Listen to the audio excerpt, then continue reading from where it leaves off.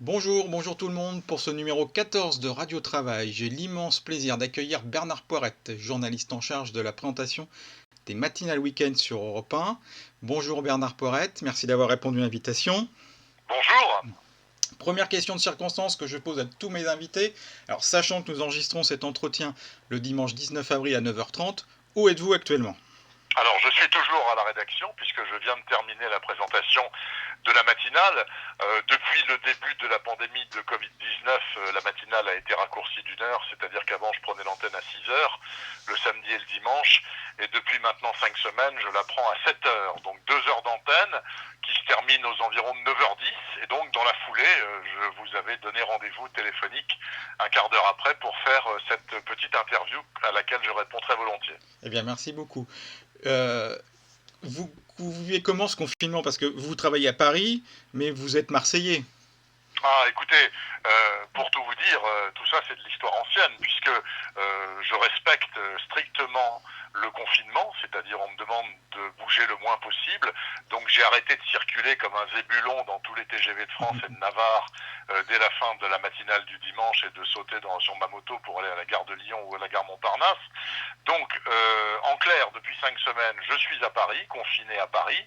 J'ai la chance, l'immense chance d'avoir un appartement très agréable, suffisamment grand, dans lequel je vis seul, avec une terrasse, donc avec un extérieur. Donc je suis confiné royalement, entre guillemets, par rapport à des millions de Français qui vivent une situation bien plus difficile et parfois extrêmement pénible. Et donc, quitte à me confiner, eh bien, je suis confiné à Paris au lieu d'aller me confiner à Marseille, à Bordeaux ou à Pétaouchnok, ce qui reviendrait strictement au même. Donc, je suis là depuis 5 semaines, mais j'ai refusé le télétravail que me proposait, comme à tous les journalistes d'Europe 1, la direction de la maison. La direction a considéré que la priorité, et c'est normal, c'est son travail de direction, c'était la santé du personnel, et donc a proposé le télétravail à tout le monde. On m'a dit, si tu veux, on t'amène tout ce qu'il faut, le matériel, un Scoopy, un casque, un micro, un bidule, un ordinateur, un écran, chez toi, et tu pourras faire ta matinale de chez toi. Et j'ai dit, pas question, je veux absolument pouvoir sortir de chez moi et continuer à venir au travail comme je le fais chaque semaine depuis presque 2 ans maintenant, c'est-à-dire le jeudi, le vendredi pour la préparation, et ensuite en direct à l'antenne le samedi matin et le dimanche matin. Et de ça, je n'ai pas dérogé. Donc ça fait 5 semaines que je viens, donc le jeudi et le vendredi, préparer les émissions et les présenter en direct et en studio le samedi et le dimanche. Mon technicien est là également, le vendredi pour faire les enregistrements s'il le faut, et aussi le samedi et le dimanche pour assurer la mise en onde directe de la matinale. Il n'y a que mon assistant qui lui est terrifié par les bidules, les virus, etc., qui lui est resté chez lui depuis 5 semaines. Il est complètement dépressif, mais il continue à assurer son travail d'assistant et à me caler des rendez-vous d'invités et à me préparer de la documentation, ce dont je le remercie. Dans un entretien que nous avions fait ensemble dans une autre vie sur une autre radio, Oui, vous m'aviez raconté que vous aviez été correspondant à Moscou et à Washington. En fait, à l'époque, vous faisiez du télétravail, avant que le mot devienne absolument. à la mode. Absolument, oui, enfin, en quelque sorte, même si le travail de correspondant, certes, est un travail qui se fait individuellement et à grande distance, à 3000 km pour Moscou, à 6000 km pour Washington, c'est vrai, tout à fait, mais il n'est pas question de confinement. Voilà, moi personnellement, ça me dérange pas de travailler seul dans mon coin. Si je peux sortir de chez moi, aller faire du reportage et rencontrer des gens, ça correspond plutôt bien d'ailleurs à mon tempérament. Mais quand je ne peux pas sortir de chez moi 4 jours par semaine, du dimanche midi jusqu'au jeudi matin, je suis ravi ensuite de venir ici à Europe 1 et de voir les quelques humains qui restent là. Parce que pour tout vous dire, en tout et pour tout, nous ne sommes que 2 à assurer les émissions à l'antenne, 3 je crois avec Laurent Mariotte. Il y a Philippe Vandel qui assure son émission en direct en studio, il y a moi-même le week-end, et il y a Mariotte également qui fait son émission en direct et en studio. Tous les autres font leurs émissions en téléconfinement et en télétravail, notamment Mathieu Béliard, qui fait 3 heures de matinale chaque jour, du lundi au vendredi, et qui est en Normandie chez lui. On lui a installé tout le matériel. Moi, je ne veux pas. Je ne veux pas parce que je veux continuer, ne serait-ce qu'à faire un peu de moto, à traverser la ville, voir Paris comme est Paris aujourd'hui, c'est un spectacle inimaginable qu'on ne reverra plus jamais, jamais, jamais, c'est terminé. Et moi, de mon vivant, je ne reverrai plus jamais ça. Mais je peux vous dire que être à 3h30 du matin, place de la Concorde, et avoir dans l'axe l'Arc de Triomphe et l'avenue des Champs-Élysées totalement illuminée avec les lampadaires et avec absolument personne, ni véhicule, ni vélo, ni voiture, ni piéton, ni personne jusqu'à l'étoile, c'est un truc inimaginable. Et tous les samedis matins et tous les dimanches matins depuis 5 semaines, je m'arrête quelques minutes pour regarder ça parce que c'est tellement sidérant que ça me fera des souvenirs pour le reste de mon existence. Voilà. Alors certes, être correspondant de radio à l'étranger notamment, c'est une sorte de télétravail, mais ça n'a rien à voir avec ce que font aujourd'hui les journalistes d'Europe 1 ou les présentateurs d'Europe 1 qui ne sortent pas de chez eux et qui même arrivent, et c'est un prodige technique, chapeau, vraiment chapeau, à faire du reportage de chez eux, à trouver des intervenants qu'ils enregistrent à distance, etc., etc. C'est absolument remarquable, mais à mon avis, il faut que ça s'arrête assez rapidement parce qu'on est tous en train de devenir cinglés, pour tout vous dire. Alors depuis la mi-mars, la tranche d'information que vous pilotez commence à 7h au lieu de 6h. Pourquoi cette décision ? Alors c'est une décision qui a été prise par la direction parce qu'elle craignait, à juste titre, c'est vrai, de ne pas pouvoir physiquement assurer la 3e heure, c'est-à-dire pas tellement à cause de moi ou de mon technicien, nous on aurait pu arriver à l'heure habituelle, c'est sans problème, mais le problème c'est que ce sont des tranches qui sont extrêmement demandeuses de reportages, de chroniqueurs, etc., notamment de reportages et de présentateurs de journaux, et là malheureusement, vu la configuration de la pandémie, ils ont craint de ne pas pouvoir alimenter suffisamment les journaux, et donc par manque de reportages, par manque de reporters, et du coup ils ont réduit d'1 heure. En fait, à l'épreuve des faits, on se rend compte qu'on aurait pu maintenir cette heure-là. Je pense qu'on aurait pu la maintenir. Ils ont sans doute péché par prudence, on ne va pas leur jeter la pierre, c'est comme ça.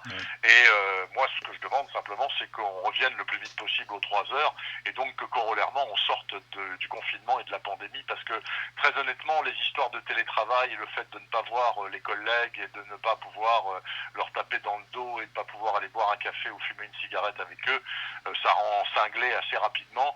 Et je pense qu'au fond des choses, c'est assez négatif sur la qualité générale, d'abord des rapports humains, bien entendu, qui sont amoindris, et aussi sans doute d'une façon ou d'une autre sur la production antenne. C'est toujours meilleur quand on peut discuter avec les gens, quand on peut débattre, quand on peut les voir, etc., etc. Là, ça fait 5 semaines que ça dure, on en a encore pour 3 de plus. On ne sait pas comment on va sortir de là le 11 mai. Moi, je pense que le mois de mai, il est cramé et qu'on retrouvera une situation plus ou moins normale, sans doute au début du mois de juin, mais sûrement pas avant. Voilà, ça n'aura que trop duré, sans aucun doute. Alors, cher Bernard, vous avez un peu devancé ma prochaine question. Il y a 1 an, vous m'aviez fait l'honneur de m'inviter à assister à votre matinale depuis la régie du studio Lagardère. Je me souviens, outre votre accueil chaleureux, de l'odeur du pâté et des cornichons en régie, que vous partagiez hors antenne, bien sûr, avec l'équipe présente. L'ambiance, effectivement, doit être moins conviviale et plus fantomatique actuellement. C'est extrêmement fantomatique, puisque en temps normal, si vous voulez, dans le bâtiment où vous êtes venu, donc rue des Cévennes, dans le 15e, c'est une ruche où il y a entre 300 et 400 personnes qui s'activent tous les jours.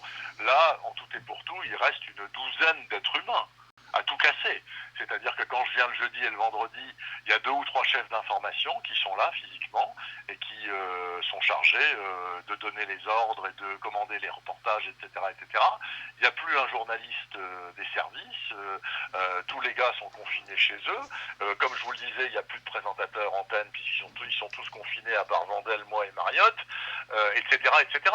Donc c'est complètement fantomatique, doublement fantomatique le week-end, même si naturellement on est déjà moins nombreux le week-end, mais là il y a encore moins de monde, puisqu'il n'y a plus les secrétaires de frappe, il n'y a plus les assistants. Patrick Cohen n'est pas là, alors que d'habitude je le vois, donc tous les samedis matins et dimanches matins, il est chez lui, etc., etc. Donc c'est extrêmement fantomatique. Ça reste extrêmement sympa. On boit encore des coups en antenne, on continue à manger du pâté et des cornichons, il n'y a aucun problème, mais bon, c'est vrai qu'on est en petit comité, quoi. On est en petit comité. Alors ce qui est heureux en tout cas, c'est que aucun d'entre nous, depuis 5 semaines, n'a chopé la vérole, passez-moi l'expression, puisque on était une douzaine il y a 5 semaines, on est à peu près toujours 12 et les mêmes 5 semaines après. Donc c'est la preuve aussi que quand on fait à minima attention et qu'on va pas se frotter aux gens dans la rue, dans le métro ou dans les supermarchés, en gros, on arrive à passer, en tout cas je touche du bois pour le moment, entre les gouttes. Voilà. Je ne sais pas si ça durera, mais en tout cas pour le moment ça tient. Le Covid-19 aujourd'hui occupe la quasi-totalité de l'espace médiatique, Ah mais ouais. la matinale week-end arrive quand même à parler d'autres sujets dans ses différentes chroniques, notamment culture. Donc j'ai envie de vous poser deux questions. La première, comment parler de cette crise sanitaire sans provoquer l'overdose des auditeurs? Et deuxièmement, comment parler culture alors qu'il n'y a plus de concerts, plus de pièces de théâtre, que les sorties ciné, les parutions d'albums, les parutions de livres sont repoussées? Alors écoutez, d'abord, je prends la deuxième question. C'est très simple, tout est virtuel. C'est-à-dire que, bon, il n'y a plus de sorties cinéma, mais il y a des sorties VOD, il y a des sorties directement qui chantent le cinéma et qui sortent directement sur les plateformes de streaming, Netflix, etc., etc. Donc on parle comme ça. Les concerts, c'est pareil. Tout ça maintenant, c'est sur Internet. On a vu l'ancien chanteur de téléphone, Aubert, qui fait ses concerts du fond de sa cave, etc. Tous les chanteurs de France et de Navarre font des concerts de chez eux qu'ils mettent sur Internet. Tout ça, c'est virtuel. Les deux filles, Vanessa Za et Marion Sauveur, qui font des balades en province et qui nous ramènent des idées de sortie et des idées de restaurants et tout ça, elles font tout ça aussi virtuellement par Internet. Donc, tout ça, si vous voulez, c'est devenu virtuel. Ce qui, personnellement, ne me satisfait absolument pas. Le côté virtuel des choses, moi, ça m'emmerde, fondamentalement. Quand je vais au cinéma, j'ai envie d'aller dans une salle noire et de m'enfermer dans le noir et de voir un vrai film. J'ai pas envie de le voir à la télévision sur un petit écran merdique. Pareil, quand on me parle d'une sortie, c'est un pis-aller que de me parler de la sortie que je vais vivre peut-être en vrai dans 3 mois, quand on sera sorti de ce cauchemar, mais que je peux déjà vivre virtuellement sur Internet. Voilà, donc c'est pas trop mon fonds de commerce, mais je pense qu'il faut le faire quand même, de manière au moins à parler d'autres choses aux auditeurs. Parce que, comme me le faisait remarquer ce matin André Comte-Sponville, le formidable philosophe dont j'ai fait l'interview ce matin, c'est certainement un de mes meilleurs entretiens depuis le début de la pandémie, depuis 5 semaines. C'était absolument passionnant. Il parlait du coronavirus, mais il en parlait comme un philosophe confiné certes, mais un philosophe. Donc on n'était pas dans le nombre de masques et dans les gels hydroalcooliques et dans la comptabilité macabre de la morgue.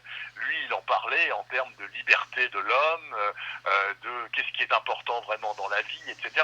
C'était absolument passionnant. Donc je pense que c'est ça le piège. Je pense qu'il faut essayer dans la mesure du possible, et c'est ce qu'on essaye de faire en tout cas le week-end.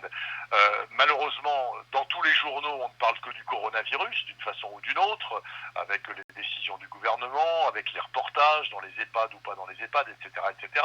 Ok, mais en dehors des journaux, il faut essayer dans les chroniques et soit de faire de la culture, même si elle est virtuelle, ok. Moi, si vous voulez, je parle des romans policiers, par exemple. Les librairies sont à 98% encore fermées, et j'essaye de faire le maximum pour que les gens ne se fournissent pas chez Amazon, qui va tuer tous les libraires de France. Bon, bah c'est tout. Je parle de bons livres. Les auditeurs sont priés de noter les titres et les auteurs et les éditeurs, et dès que les librairies rouvriront, ils iront acheter les bouquins. Voilà, il faut juste différer l'acte d'achat. Mais ce qui est intéressant, c'est de parler aux gens de choses intéressantes qui les interpellent et dont ils retiennent quelque chose, si pas aujourd'hui, au moins pour demain. Pareil, il y a les chroniqueurs qui, pour certains, sont priés de ne pas faire de coronavirus. Par exemple, Anissé Mbida, le gars qui le samedi fait les nouvelles technologies, on lui a dit, tant qu'il y a la pandémie, tu ne parles pas du coronavirus, tu te démerdes. Donc voilà, il nous fait tout sauf le coronavirus. Le jardinier, Cabrol, bah, certes, il est confiné lui aussi là-bas chez lui dans le Tarn, mais enfin, il nous fait respirer avec ses trucs de jardinage. Et c'est vrai qu'il y a des millions de Français confinés en dehors des zones urbaines qui, heureusement, ont 10 mètres de potager ou de pelouse pour planter des patates ou des haricots. Donc voilà, il faut essayer de faire ça, parce que sinon on va devenir cinglé. Et c'est d'ailleurs ce que disait Comte-Sponville. Il dit, moi, ce qui me tape sur le système depuis 5 semaines, c'est qu'on a oublié la marche du monde. Il n'y a pas moyen d'ouvrir une télé ou une radio ou un canard ou un journal en papier sans qu'on nous parle que du coronavirus, uniquement du coronavirus. Merde! Alors certes, c'est une obsession, ça concerne 190 pays dans le monde, au final ça va faire des millions de morts, etc. Mais il n'y a pas que ça, il n'y a quand même pas que ça. Et il y a aussi des choses de l'esprit. Voilà. Et ça, on essaye de le maintenir autant que faire se peut, au moins dans ces 4 heures dimanche matin sur Europe 1. Alors, vous êtes un grand amateur de polar. Est-ce que la situation fait que votre consommation de livres a augmenté, comme Oui, d'autres bien compensent évidemment. l'enfermement par du chocolat? Ah non, non, surtout pas le chocolat. Non, non, à ma connaissance, j'ai maigri. Je suis pas un obsédé de la balance, mais il me semble que, en tout cas, j'ai pas grossi, ça c'est sûr. Et je lis beaucoup plus. Je lis énormément, puisque j'ai un temps considérable pour ça, encore plus que d'habitude. Vous savez, en temps normal, moi, du dimanche midi jusqu'au mercredi soir, je passe 6 heures aller-retour dans le train, et le reste du temps, je bouquine. Bon, là, c'est encore pire, je lis encore plus. Et aussi, je dois reconnaître que je fais partie de ces millions de Français qui ont redécouvert la télévision. Moi, je ne regarde quasiment pas la télévision, ou en tout cas, je ne regardais qu'Arte. Je continue à ne regarder presque que seulement Arte, qui est la seule chaîne qui me semble intéressante, mais j'ai découvert le podcast d'Arte, c'est-à-dire le Arte Replay. Et ça, c'est extraordinaire. J'y avais jamais foutu le nez avant la pandémie, mais là, c'est extraordinaire. Je passe mes journées, au moins 2 fois par jour, à regarder des choses sur le replay d'Arte, notamment dans le domaine du documentaire, qu'il soit documentaire de découverte, animalier, historique, de société, etc. Et j'apprends des milliers de choses. Je vais sortir de ce foutoir sans doute un petit peu moins ignorant que je l'étais en y entrant, notamment grâce à Arte, que je remercie une nouvelle fois, parce que si Arte n'était pas là, il faudrait assurément l'inventer, sans aucun doute. Pour finir cet entretien, je vous propose de rêver quelques secondes. Lorsque le confinement prendra fin et que vous aurez le droit de circuler librement, quelle sera la première chose que vous aurez envie de faire? Ah bah la première chose que j'aurai envie de faire, ce sera de foncer à Marseille, où je n'aurais pas été depuis un petit moment, et beaucoup trop longtemps à mon goût, parce que j'ai un besoin irrépressible de voir la mer, d'aller foutre mes pieds dans le sable, d'aller manger des supions chez Maga, mon restaurant préféré, de voir mes amis, de me retrouver chez moi, parce que au fond Marseille c'est plus chez moi que ne l'est Paris. Et puis voilà, ça ce sera ma priorité. Dès que je pourrai, je retournerai là-bas. Eh bien, merci infiniment Bernard Poirette de m'avoir accordé quelques instants de votre temps. Je rappelle que vous êtes dans le poste sur Europe 1 tous les week-ends de 7h à 9h pendant le confinement et Et oui. retour à 6h dès que possible, on l'a bien compris. Et puis, vous parliez de podcast, j'en bafouille. Il y a aussi les podcasts, alors pas pour écouter les journaux, mais pour écouter toutes les autres chroniques sur Bien sûr. europe1.fr. Bernard Poirette, je vous salue et je vous souhaite une bonne journée. Merci à vous également. Je vous souhaite un excellent dimanche, un bon confinement encore et surtout une bonne sortie de confinement. Merci à vous. Merci. Super, merci infiniment.